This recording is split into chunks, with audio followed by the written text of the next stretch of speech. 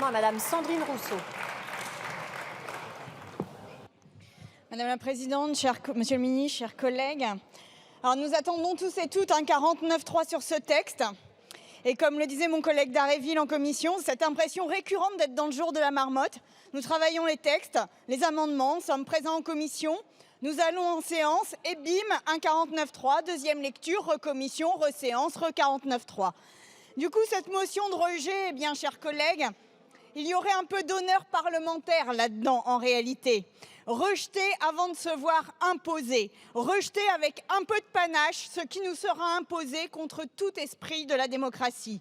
Alors pourquoi la rejeter ? Parce que nous dénonçons la trajectoire d'austérité. Au global, le gouvernement souhaite réaliser une économie de 15 milliards d'euros en réduisant notamment les dépenses de santé. L'Ondam hospitalier prévu évolue à un taux inférieur à l'inflation, insuffisant donc. La Fédération hospitalière de France en 2024 alerte sur la situation possible. La Fédération hospitalière alerte sur la situation possible en 2024. Des hôpitaux qui risquent de se dégrader, sous-investissement latent depuis des années, inflation encore, pas de grand plan pour sauver l'hôpital. 2023, 3 EHPAD publics sur 4 sont déficitaires. La branche appelle à un financement de 6 milliards d'euros dès 2024, puis 9 milliards à partir de 2030. Rien dans le PLFSS. Aujourd'hui, les personnes les plus précaires ont 3 fois plus de risques de renoncer aux soins que les autres.